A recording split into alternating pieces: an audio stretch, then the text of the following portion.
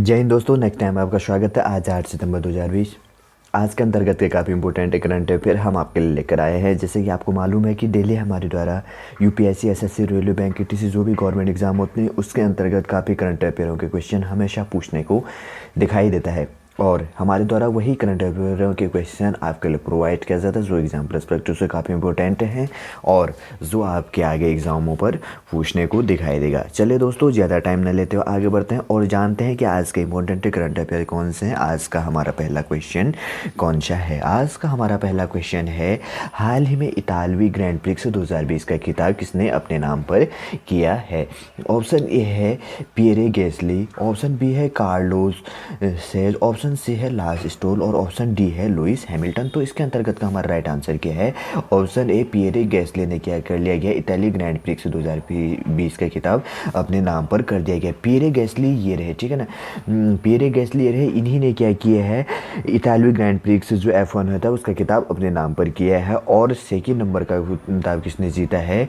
Carlos says ने। और third number का देखिए, सेकंड नंबर का खिताब किसने जीता? कार्लोस सेज ने। और थर्ड नंबर का खिताब किसने जीता है? लास स्टोल ने जीता है। किसने जीता है? लास स्टोल ने इस किताब को थर्ड नंबर पे जीता है। और अगर लुइस हैमिल्टन की बात करें तो लुइस हैमिल्टन ने इसमें नहीं जीता। 5वें नंबर अंडर 15 के अंतर पर वोल्टेरी वोल्टास है 5वें नंबर पर। लुइस हैमिल्टन का क्या हो गया था कि पिट लाइट के बंद होने के बावजूद वहाँ रुकने की वजह से दंडित होने से ठीक पहले क्या हो गया था, सबसे आगे थे, लेकिन क्या हो गया, वे बाद में हो गए थे, ठीक है।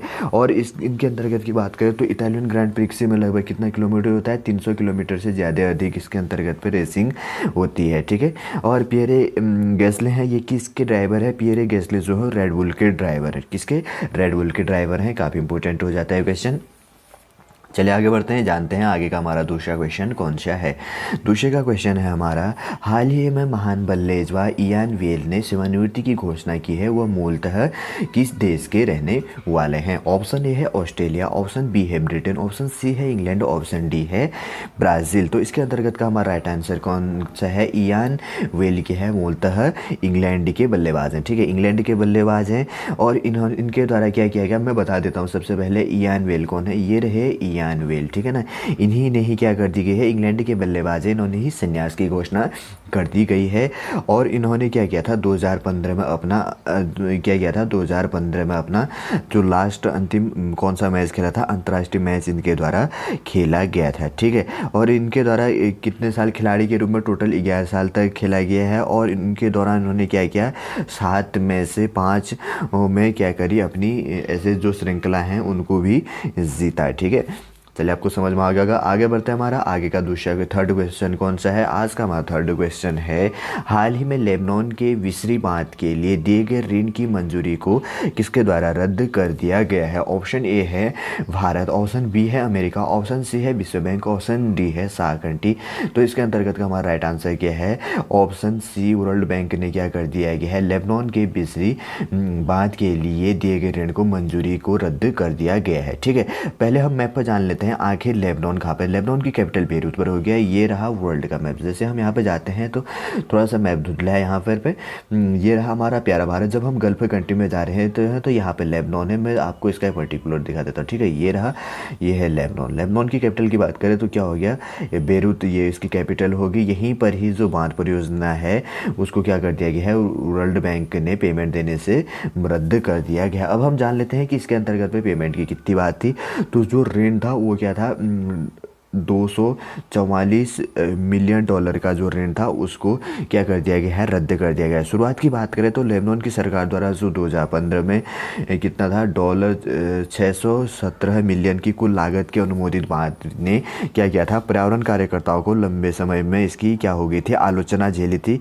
और इसके अंतर्गत पे क्या कर दिया गया है कि अब लगभग 2020 के अंतर्गत पे बेरूत पे 190 लोग मारे गए, ठीक है। बंदरगाह जो एक विस्फोट हो गया था वहाँ पे कितने लोग मर गए थे, इसलिए भी ये क्या हो गया, काफ़ी चर्चाओं में रह गया और इसकी आलोचना की गई, जिसके कारण अब क्या कर दिया गया है, विश्व बैंक ने लेबनान में जो विसरी बांध परियोजना के लिए ऋण देने की मंजूरी को रद्द कर दी गई है, ठीक है। चलिए आपको समझ में आ गया। आगे का क्वेश्चन है हमारा, हाल ही में नीला आसमान हेतु स्वच्छ वायु का पहला अंतर्राष्ट्रीय दिवस का आयोजन कब किया गया है? ठीक है, ऑप्शन ए है हमारा 5 सितंबर, ऑप्शन बी है 4 सितंबर, ऑप्शन सी है 6 सितंबर, ऑप्शन डी है 7 सितंबर। तो इसके अंतर्गत का हमारा राइट आंसर क्या है? अंतर्गत का हमारा राइट आंसर है ऑप्शन डी। ऑप्शन डी क्या है हमारा? 7 सितंबर को क्या किया गया? 2020 को नीले आसमान हेतु स्वच्छ वायु का पहला अंतर्राष्ट्रीय दिवस आयोजित किया गया। पहला जहाँ पर भी जुड़ जाता है एग्जाम पर्सपेक्टिव से काफ़ी इंपॉर्टेंट होता है। इस दिवस का जो उद्देश्य था, उद्देश्य की बात करें तो क्या है, सभी स्तरों पर यह सार्वजनिक जागरूकता बढ़ाता है कि स्वच्छ हवा, स्वच्छ उत्पादन अर्थव्यवस्था तथा पर्यावरण के लिए महत्वपूर्ण है। ठीक है, अगर संयुक्त राष्ट्र महासंघ ने क्या किया है, 74वें सत्र के दौरान 19 दिसंबर 2019 को नीले आसमान हेतु स्वच्छ वायु के लिए अंतर्राष्ट्रीय दिवस आयोजित करने की संकल्पना को अपनाया। ठीक है, कब इसको कब किया जाएगा? घोषणा तो कब की है कि 7 सितंबर को कहा है, लेकिन रियल रूप से कब सेलिब्रेट किया जाएगा?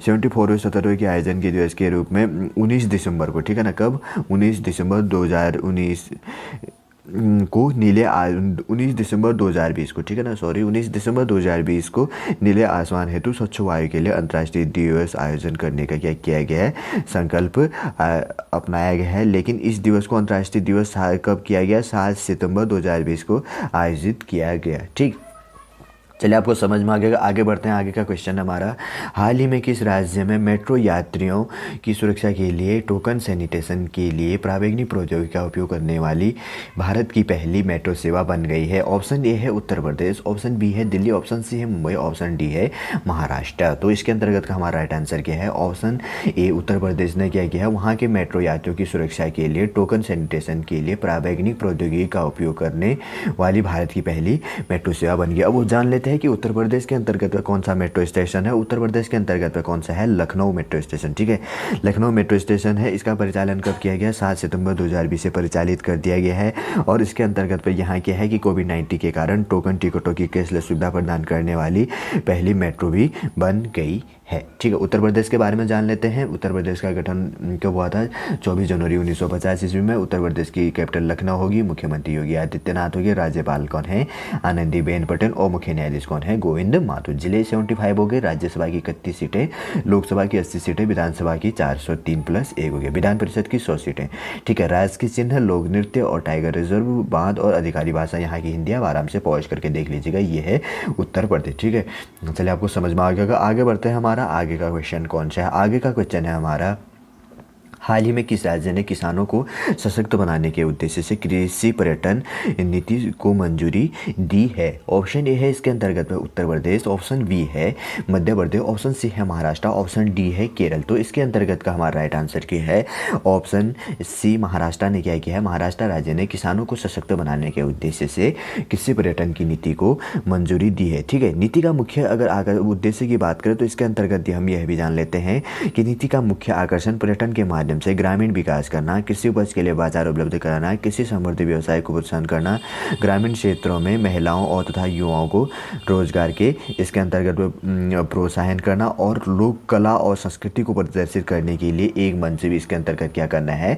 प्रदान करना है। ठीक है, अब हम जान लेते हैं महाराष्ट्र के बारे में। महाराष्ट्र की कैपिटल मुंबई होगी, महाराष्ट्र ये हो गया। ठीक है ना, महाराष्ट्र का गठन कब हुआ था? 1 मई 1960 ईस्वी में। जिले 36 हो गए और राजधानी मुंबई या समर भी समर कहा जाता है। समर में क्या होता है? मुंबई होता है, और विंटर में कहाँ होता है? नागपुर पर होता है। ठीक है, मुख्यमंत्री कौन है? उदय ठाकरे, और राज्यपाल कौन है? भगत सिंह कोश्यारी। मुख्य न्यायाधीश कौन है यहाँ पे? बीबी धर्माधिकारी। ठीक है, और इसके अंतर्गत क्या है कि निर्वाचन सीटों की बात करें तो निर्वाचन सीटें कितनी है यहाँ पर? राज्यसभा की 19 सीटें होगी तथा लोकसभा की कितनी सीटें होगी? 48 सीटें होगी तथा विधान परिषद की कितनी सीटें होगी? 288 तथा विधान परिषद की 78 सीटें। ठीक है, राज्य के चिन्ह, राज्य की लोक नृत्य हो गया, राष्ट्रीय उद्यान, प्रसिद्ध डैम और जनजाति और अधिकारी भाषा यहाँ की मराठी है। आप आराम से इसको पहुँच करके देख लीजिएगा। ठीक है, चलिए आगे बढ़ते हैं। हमारा आगे का क्वेश्चन कौन सा है?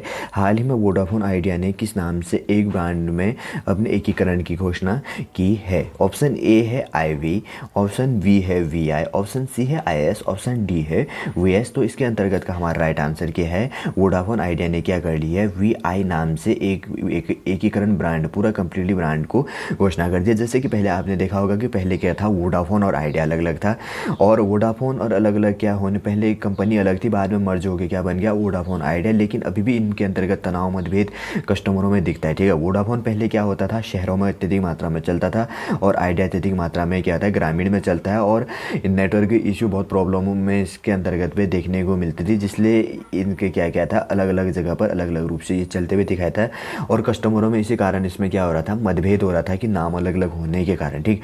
अब इन्होंने मर्ज करके क्या कर दिया, वीआई कर दिया। आखिर इन्होंने वीआई ही क्यों किया, वोडाफोन आइडिया ही क्यों किया, आइडिया वोडाफोन क्यों नहीं किया, ये भी हम जान लेते हैं। तो इसका मुख्य कारण ये है कि इसके अंतर्गत पे वोडाफोन का कितना है, 65% शेयर ज़्यादा है, जिसके कारण क्या है, वीआई हो गया, वोडाफोन आइडिया, ठीक है ना। इसमें भी कंपनी की तकरार होती है कि नाम पहले किसका है, तो जिसमें जिसका शेयर ज़्यादा होगा उसका नाम क्या है, पहले आया हुआ है, ठीक है। अब क्या कर दिया गया, वीआई इसके अंतर्गत पे कर दिया गया। चलिए आपको समझ में आ गया होगा। आगे बढ़ते हमारा आगे का क्वेश्चन कौन सा है?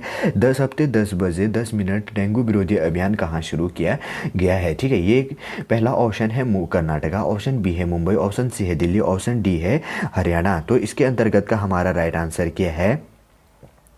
ऑप्शन सी दिल्ली में क्या कर दिया गया है, 10 हफ्ते 10 बजे 10 मिनट डेंगू विरोधी अभियान को वापस शुरू कर दिया गया। पहले क्या किया गया था, पहले भी इसको शुरू कर दिया गया था, ठीक है ना।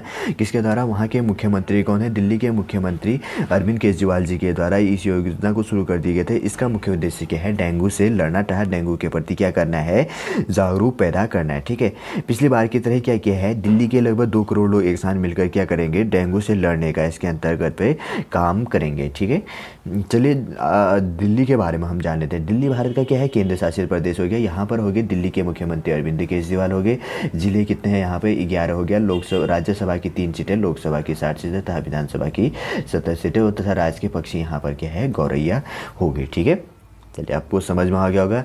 आगे बढ़ते हैं। हमारा आगे का क्वेश्चन कौन सा है? V2B कार्यक्रम का तीसरा चरण कहाँ पर शुरू किया गया है, ठीक है। पहला ऑप्शन है इसके अंतर्गत पे V2B का सबसे पहले फुल फॉर्म जान लेते हैं, वैक टू विलेज, ठीक है ना। कार्यक्रम का तीसरा चरण, ऑप्शन ए है हिमाचल प्रदेश, ऑप्शन बी है जम्मू कश्मीर, ऑप्शन सी है बिहार, ऑप्शन डी है उत्तर प्रदेश। तो इसके अंतर्गत का हमारा राइट आंसर क्या है, ऑप्शन बी, वैक टू विलेज कार्यक्रम कहाँ पर शुरू किया, तीसरा चरण कहाँ पर शुरू कर दिया गया है, जम्मू कश्मीर पर शुरू कर दिया गया है, ठीक है। पहले 2 संस्करण इसके अंतर्गत पर शुरू कर दिए गए। पहले की बात करें तो इसके अंतर्गत क्या था, लोगों की शिकायतों तथा मांगों को समझने के लिए एक क्या है, संवादात्मक कार्यक्रम को शुरू किया गया था, और जो कि चरण दूसरे के अंतर्गत पे क्या किया गया था, पंचायतों और शक्तियों के हस्तांतरण पर केंद्रित था, और इसमें पंचायतें के कार्य करने के तरीकों और लोगों की शिकायतों को समझने की इसमें क्या की गई थी, कोशिश की गई थी, ठीक है। अब थर्ड क्या कर दिया गया है, 2 अक्टूबर से लेकर 12 अक्टूबर के बीच में क्या किया जाएगा, थर्ड कार्यक्रम इसके अंतर्गत पे शुरू किया जाएगा, ठीक है। मैं मैप पर बता देता हूँ। आखिर जम्मू कश्मीर कहाँ पर स्थित है, ये रहा प्यारा भारत, ये है हमारा जम्मू कश्मीर, ठीक है। इसकी कैपिटल कहाँ पर स्थित होगी, श्रीनगर। ये कौन सा है हमारा, लास्ट में बनने वाले केंद्र शासित प्रदेश है। पहले 7 केंद्र शासित प्रदेश है, अब कितने हो गए, 9 हो गए। 2 कौन कौन से बने, 8 और 9 जम्मू कश्मीर और लद्दाख यूनियन टेरिटरी बन गए हैं, ठीक है। यहाँ पर राज्यसभा की 4 सीटें तथा लोकसभा की कितनी सीटें हैं, 5 सीटें हैं, ठीक है। चलिए आपको समझ में आ गया। आगे बढ़ते हैं। हमारा आगे का क्वेश्चन कौन सा है? आगे का क्वेश्चन है हमारा, हाल ही में स्वामी केशवानंद भारती की मृत्यु हो गई, वह मूलतः किससे संबंधित थे? ऑप्शन ए है शिक्षा, ऑप्शन बी है कला, ऑप्शन सी है संस्कृति, ऑप्शन डी है ए बी सी तीनों। तो इसके अंतर्गत का हमारा राइट आंसर क्या है, option D, A B C तीनों, शिक्षा कला संस्कृति तीनों से संबंधित है। स्वामी केशवानंद भारती की मृत्यु हो गई है, ठीक है ना, और कब हुई, 2020 में इनकी मृत्यु होगी। अब लेकिन इस चर्चा में क्यों थे, इसका मुख्य कारण ये है कि 1973 ईस्वी में, 1973 ईस्वी में आपने एक सुना होगा केशवानंद भारती मामला। तो इन्होंने क्या किया था कि एक याचिका दायर की थी। किस चीज़ में याचिका की थी कि जो सर्वोच्च न्यायालय के क्या थे विख्यात फैसले में क्या कहा गया था कि संसद संविधान के मूल ढांचे को बदल नहीं सकते। क्या कहा था कि जो पार्लियामेंट है, वो जो हमारा संविधान है, ठीक है, संविधान की जब गठन की गई थी तो उसका टाइम कितना लगा था, 2 वर्ष 11 माह 18 दिन, 22 भाग 395 अनुच्छेद तथा 12 अनुसूचियाँ थी। लेकिन अब इसमें संशोधित करके 444 पहुँच गई, ठीक है। तो उसमें क्या कहा गया था कि संसद संविधान के मूल ढांचे को नहीं बदल सकता है। इसी के अंतर्गत में इन्होंने अपनी याचिका दायर की थी, ठीक है ना। ये रहे केशवानंद भारती जी, इन्हीं के द्वारा दर्ज किया गया था याचिका की क्या संसद संविधान के मूल ढांचे को बदल नहीं सकती है। इसी में इन्होंने क्या किया था, याचिका दर्ज किया था, इसलिए काफ़ी फेमस हो गए थे। ठीक, चलिए आपको समझ में आ गया। आगे बढ़ते हैं, हमारा आगे का क्वेश्चन कौन सा है। आगे का क्वेश्चन है हमारा, हाल ही में शिक्षक दिवस के उपलक्ष्य में भारत के राष्ट्रपति द्वारा राष्ट्रीय शिक्षक पुरस्कार कितने शिक्षकों को प्रदान किया गया। ऑप्शन ए है 40, ऑप्शन बी है 47, ऑप्शन सी है 60, ऑप्शन डी है 75। तो इसके अंतर्गत का हमारा राइट आंसर क्या है, ऑप्शन बी 47 शिक्षकों को शिक्षक दिवस कब मनाया जाता है, 5 सितंबर को मनाया गया है। तो कितने 47 शिक्षकों को राष्ट्रीय शिक्षक पुरस्कार की प्रदान किया गया है, किसके द्वारा, हमारे प्रेसिडेंट को कौन है, रामनाथ कोविंद जी हैं। ठीक है, चलिए आपको समझ में आ गया। आगे बढ़ते हैं, हमारा आगे का क्वेश्चन कौन सा है। आगे का क्वेश्चन हमारा, हाल ही में estate business reform action plan 2020 में पहला स्थान किसने प्राप्त किया है। ठीक है, ऑप्शन ए है इसके अंतर्गत पे उत्तर प्रदेश, ऑप्शन बी है आंध्र प्रदेश, ऑप्शन सी है तमिलनाडु, ऑप्शन डी है केरल। तो इसके अंतर्गत का हमारा राइट आंसर क्या है, ऑप्शन बी आंध्र प्रदेश। आंध्र प्रदेश की कैपिटल कहाँ पर स्थित है, अमरावती। मुख्यतः इसके अभी हम जानेंगे 3 मुख्य कैपिटल हैं।